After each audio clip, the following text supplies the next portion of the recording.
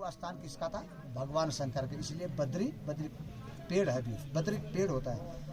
लक्ष्मी ने जो है कि छाया की थी भगवान विष्णु को वहां पे, जब उन्होंने नर और नारायण के रूप में वहां पे जो है कि तपस्या की थी।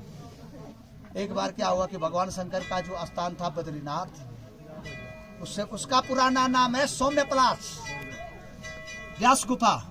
व्यास गुफा का नाम सरस्वती नदी के तट पे उसके बाद पड़ती है सरस्वती नदी, तो उसका सौम्यपलाश है उसका नाम। वहाँ पे जो है कि 18 पुराण लिखे थे किसने?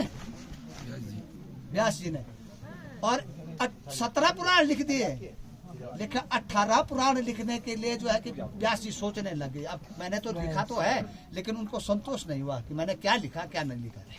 लेकिन उनको नारद जी ने, प्रेरणा जी बोला कि भाई, उन्होंने कहा कि नारद जी ने कहा कि भाई तुम सुस्त क्यों हो गए?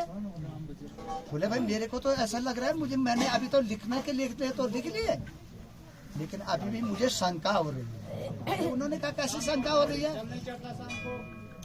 बोले कैसी शंका हो रही है तुमको?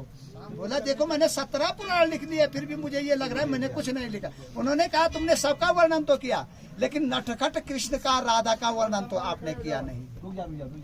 बोले अच्छा, बोले ठीक है। बोला अब तो मैं बूढ़ा हो गया, अब कैसे लिखूंगा? ठीक है मैं बोल सकता हूँ, लिखने में मेरे को दिक्कत होती है। बोला आप गणेश जी को बोलो, गणेश जी बुद्धि में भी परखर हैं और लिखने में भी जैसे आप। अब गणेश जी को बुलाया किसने? वेद व्यास जी ने। लेकिन गणेश जी को जैसे ही बुलाए तो गणेश जी से शर्त क्या हुई कि मैं बोलूंगा तुम लिखो। गणेश जी ने शर्त रखी किससे? व्यास जी से। बोला ठीक है आप बोलते रहेंगे, मैं लिखता रहूंगा, लेकिन आप जहाँ पे रुकेंगे तो मैं वहां पे अपनी कलम बंद कर दूंगा, फिर मैं कुछ लिखूंगा ही नहीं। बोला ठीक है, लेकिन मेरी भी एक शर्त रहेगी कि आपको जिस श्लोक को मैं बोलूंगा आप लिखेंगे, लेकिन उसका चिंतन भी आपको करना पड़ेगा, मनन करना पड़ेगा उस पर। उन्होंने कहा ठीक है। गणेश जी ने कहा ठीक है ये शर्त मुझे मंजूर है, क्योंकि वो तो गणेश जी तो बुद्धि के भी परखर थे, लिखने के भी परखर थे। तो लिखते गए लिखते रहते। हमेशा श्रीमद् भागवत जो लिखा 18 पुराण, उन्होंने सारा निचोड़ जो 18 पुराण लिखा श्रीमद् भागवत लिखा, तो उसमें जितने श्लोक 99 श्लोक जो है कि व्यास जी ने जो है अच्छे लिखे, सरल लिखे। लेकिन 100वां श्लोक, प्रत्येक 100वां श्लोक, प्रत्येक अध्याय का 100वां श्लोक सबसे कठिन है। उसमें जो है व्यास जी, गणेश जी को सोचना पड़ा, बहुत ज्यादा सोचना पड़ा। तो तब तक जो है वो उठ करके अपना जो है कि स्नान करके अपने फ्रेश होकर स्नान करके तब तक तैयार होकर, हाँ जी गणेश जी सोच लिया आपने? क्या सोच रहा हूँ? ठीक है। उन्होंने कहा ठीक है। वो तब तक करते रहे। उन्होंने भी अपना जो है समय 100वां श्लोक में जो है उसको पूरा करवाया। लेकिन गणेश जी लिखते सोचते इतने गर्म हो गए, इतने उनको तापमान बढ़ गया। तो उन्होंने देखा इनका तापमान भाई बढ़ गया, अब तो भाई बुखार आता है, तापमान बढ़ता है। तो व्यास जी ने मिट्टी मंगाई,